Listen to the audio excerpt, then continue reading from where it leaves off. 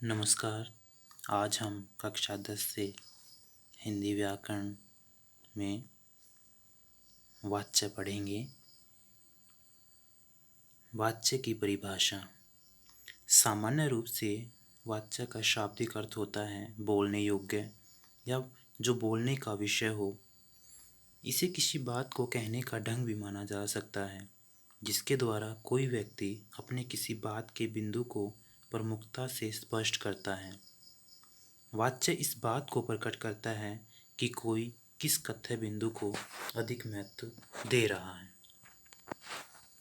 वह कर्ता है, कर्म है या क्रिया भाव है। अर्थात क्रिया के जिस रूप से यह पता लगे कि क्रिया का मुख्य विषय क्या है, कर्ता है, कर्म है, भाव है या वाच्य है। साधारण शब्दों में अगर कहा जाए, जिसके द्वारा हमें यह पता चले कि क्रिया कर्ता, कर्म या भाव में से किसके अनुसार प्रयुक्त हुई है, तो वह होता है वाच्य कहलाता है। यानी कर्ता जो क्रिया कर्ता के अनुसार चेंज हुई है या फिर कर्म के अनुसार प्रयोग हुई है या फिर भाव के अनुसार प्रयोग हुई है। आगे उदाहरण देखिए। सीता नाच रही है। इस वाक्य में नाचना जो है क्रिया का प्रधान कथ्य बिंदु है। यानी क्रिया का क्या है, प्रधान कथ्य बिंदु है। तो सीता क्या है, कर्ता है, इसलिए यह कर्तृवाच्य वाक्य हो गया। राम के द्वारा पत्र लिखा गया। इस वाक्य में कथ्य बिंदु क्या है, पत्र है, कर्म है, इसलिए यह क्या हुआ, कर्मवाच्य। बच्चे से रोया नहीं जाता। इस वाक्य में रोया जाना क्रिया भाव कथ्य बिंदु है, इसलिए यह भाववाच्य हुआ। आगे देखिए वाच्य के भेद। वाच्य के 3 भेद हैं, कर्तृवाच्य, कर्मवाच्य और भाववाच्य। कर्तृवाच्य। कर्तृवाच्य जिस वाक्य में कर्ता की प्रधानता हो, अर्थात क्रिया कर्ता के अनुसार बदलती है, वह कर्तृवाच्य कहलाता है। कर्तृवाच्य की पहचान। नंबर 1, क्रिया कर्ता के अनुसार बदलती हो। कर्ता के साथ यदि से, द्वारा, के द्वारा नहीं है तो वह कर्तृवाच्य होगा। यदि कर्ता के साथ ने आ जाए तो वह कर्तृवाच्य होगा। कर्तृवाच्य में सकर्मक अकर्मक दोनों का प्रयोग होता है। सकर्मक यानी कर्म के साथ, अकर्मक यानी जिसमें कर्म न हो, यानी दोनों क्रिया का प्रयोग होता है। कर्तृवाच्य में क्रिया कर्ता के लिंग, वचन और पुरुष के अनुसार होती है। कर्ता ने रहित भी हो सकता है, यानी कर्ता जो है वह ने रहित भी हो सकता है। लड़का पत्र लिखता है। उदाहरण देखिए।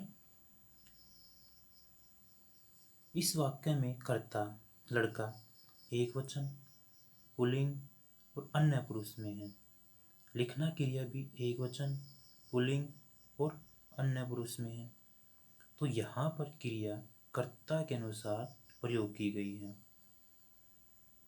मैंने पहले बताया था कि यदि हमारा कर्ता पुल्लिंग है तो क्रिया भी किस में आएगी, पुल्लिंग में आएगी। अगर कर्ता स्त्रीलिंग है तो क्रिया भी स्त्रीलिंग में आएगी। अगर कर्ता बहुवचन है तो क्रिया बहुवचन में आएगी। कर्ता एक वचन है तो क्रिया किस में आएगी, एक वचन में आएगी। लड़कियां पत्र लिखती हैं।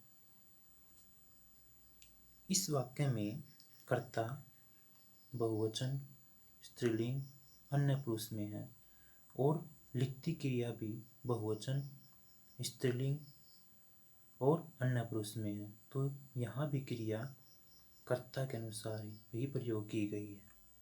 ध्यान देने योग्य बात, पहले वाक्य में है एक वचन है और दूसरे वाक्य में है बहुवचन है, क्योंकि है का बहुवचन बनाने के लिए है के ऊपर अनुस्वार बिंदु लगाया जाता है, तब वह है बहुवचन बन जाता है। कर्मवाच्य। जिस वाक्य में कर्म की प्रधानता हो उसे कर्मवाच्य कहते हैं। इसमें क्रिया कर्म के अनुसार प्रयोग की जाती है। कर्मवाच्य की पहचान। क्रिया कर्म के अनुसार प्रयोग की जाती है। नंबर 2, कर्मवाच्य में कर्ता के साथ से, द्वारा, के द्वारा प्रयोग किए जाते हैं। कर्मवाच्य में केवल सकर्मक क्रिया का प्रयोग किया जाता है। कर्मवाच्य में क्रिया कर्म के लिंग, वचन और पुरुष के अनुरूप होती है।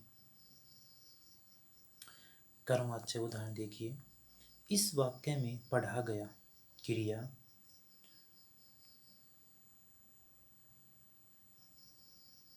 कर्म उपन्यास के अनुसार प्रयोग हुई है। यहाँ पर उपन्यास पुल्लिंग, एकवचन और अन्य पुरुष में है, तो पढ़ा गया क्रिया भी क्या होगी? पुल्लिंग, एकवचन और अन्य पुरुष में होगी। राम से चाय पी जाती है। इस वाक्य में क्रिया जाती है, कर्म चाय के अनुसार बोली। चाय क्या है यहाँ पर? स्त्रीलिंग, एकवचन, अन्य पुरुष। तो जाती है क्रिया भी क्या होगी? स्त्रीलिंग, एकवचन और अन्य पुरुष में होगी। पक्षियों के द्वारा घोंसला बनाया जाता है। इस वाक्य में क्रिया बनाया जाता है कर्म घोंसला के अनुसार प्रयोग की गई है। किसके अनुसार? घोंसला के अनुसार। यहाँ पर घोंसला एकवचन, पुल्लिंग, अन्य पुरुष है, तो बनाया जाना क्रिया भी एकवचन, पुल्लिंग, अन्य पुरुष में होगी। नीचे देखिए, यहाँ पर क्रिया कर्म के अनुसार प्रयोग हुई है।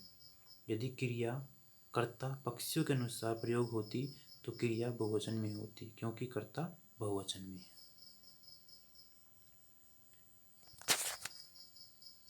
आगे है भाववाच्य। जिस वाक्य में भाव की प्रधानता होती है उसे भाववाच्य कहते हैं। भाववाच्य की पहचान। इसमें कर्ता और कर्म की प्रधानता नहीं होती, इसमें क्रिया भाव होता है। भाववाच्य की क्रिया सदा अन्य पुरुष, पुल्लिंग और एकवचन में रहती है। भाववाच्य में अकर्मक क्रिया का प्रयोग होता है। भाववाच्य के प्रयोग स्थल प्राय निषेधार्थ में और असमर्थता या विवशता का भाव प्रकट करने के लिए भाववाच्य का प्रयोग किया जाता है। देखिए कैसे। अब तो हमसे खाया भी नहीं जा रहा, तो यहाँ पर नहीं, जहाँ पर नहीं आ जाए तो वो क्या होगा? निषेधार्थ होगा। और विवशता का भाव प्रकट हो रहा है कि अब तो हमसे विवश हैं, न खाने के लिए क्या है? विवश हैं। रात भर कैसे जगा जाए, यहाँ तो मच्छरों के मारे सोया नहीं जाता। अनुमति या आज्ञा प्राप्त करने के लिए अब चला जाए, उठो जरा घूमा जाए, आओ बैठा जाए। वाच्य की दृष्टि से वाक्य परिवर्तन। यहाँ पर जो वाच्य है ये थोड़ा, हाँ यहाँ पर वाक्य नहीं, यहाँ पर वाच्य आएगा, लिखने में थोड़ी मिस्टेक हो गई। देखिए आगे, कर्तृवाच्य से क्रमवाच्य बनाना। कर्तृवाच्य में कर्ता के साथ कोई भी विभक्ति लगी हो, यानी कोई भी विभक्ति लगी हो, तो उसे हटाकर से द्वारा या के द्वारा विभक्ति लगा दी जाती है। यानी कर्तृवाच्य में कर्ता के साथ यदि कोई भी विभक्ति लगी तो उसे हटाकर से द्वारा या के द्वारा लगा दिया जाता है। कर्तृवाच्य में किस में लगा दिया? कर्मवाच्य में लगा दिया जाता है। कर्तृवाच्य क्रिया को सामान्य भूतकाल में परिवर्तित कर दिया जाता है और इस परिवर्तित क्रिया के साथ जाना क्रिया का काल, पुरुष, वचन और लिंग के अनुसार रूप दिया जाता है। जैसे मैंने गाना गाया, यहाँ पर मेरे द्वारा यानी मैंने, यहाँ पर पहले ने हो गया। कर्ता के साथ जब हम कर्मवाच्य बनाएंगे तो कर्ता के साथ क्या आ जाएगा? द्वारा आ जाएगा। आ गया। गाना गाया गया, तो सामान्य भूतकाल में क्या हो? गाया, ये सामान्य भूतकाल हो गया। और गया यानी जाना क्रिया का काल, ये जाना गया जो आया वो किस, कहाँ से आया? जाना क्रिया का काल प्रयोग हुआ है। जाना क्रिया तो यूज होगी ही होगी, प्रयोग होगी ही होगी। मजदूर वृक्ष काटेंगे, मजदूरों द्वारा वृक्ष काटे जाएंगे।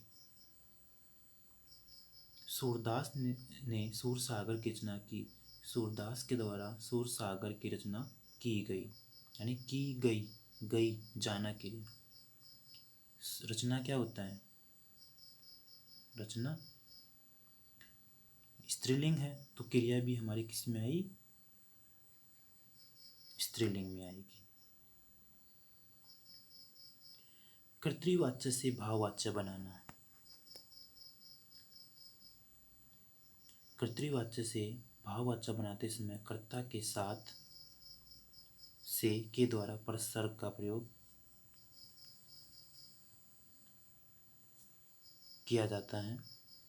भाववाच्य बनाने के लिए कर्ता को कर्ण कारक में बदला जाता है, यानी कर्ता के कर्ण कारक में बदला जाता है। कर्ण यानी कर्ता, यानी कर्ण को कर्ण से लगाया जाता है।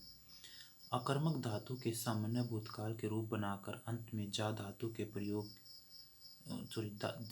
जा धातु के प्रथम पुरुष पुल्लिंग एक वचन का रूप लगाया जाता है। यानी अकर्मक धातु के सामान्य भूतकाल में क्रिया को बदला जाता है और अंत में क्या होता है? जा धातु का प्रयोग किया जाता है। क्रिया पुल्लिंग एक वचन और नपुंसक में रहती है। क्रिया जो होती है पुल्लिंग एक वचन और नपुंसक में हमेशा रहती है। जैसे राम तेज दौड़ता है।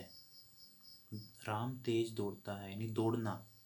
दौड़ना क्रिया क्या है? अकर्मक है। अब अकर्मक क्रिया का पता कैसे लगाएंगे? देखो, सकर्मक और अकर्मक क्रिया का पता कैसे लगाएंगे? यदि अगर राम दौड़ता है तो यहाँ पर हम क्या प्रश्न करेंगे? यहाँ पर हम क्या करेंगे? क्या प्रश्न करेंगे कि राम क्या दौड़ता है?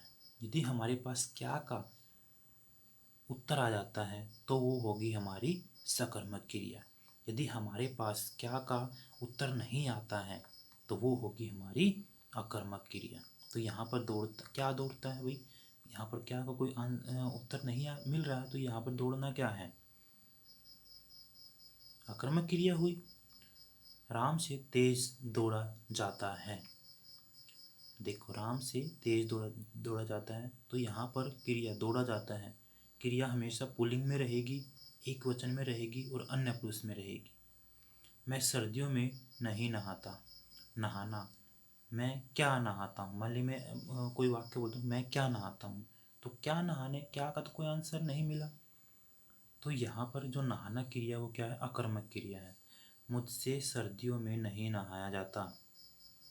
अगर मैं कहता हूँ मैं पढ़ता हूँ, मैं क्या पढ़ता हूँ, क्या की जगह कोई शब्द रख दो। भाई मैं उपन्यास पढ़ता हूँ, मैं महाभारत पढ़ता हूँ। तो यहाँ पर क्या का हमारे पास क्या मिल गया? उत्तर मिल गया।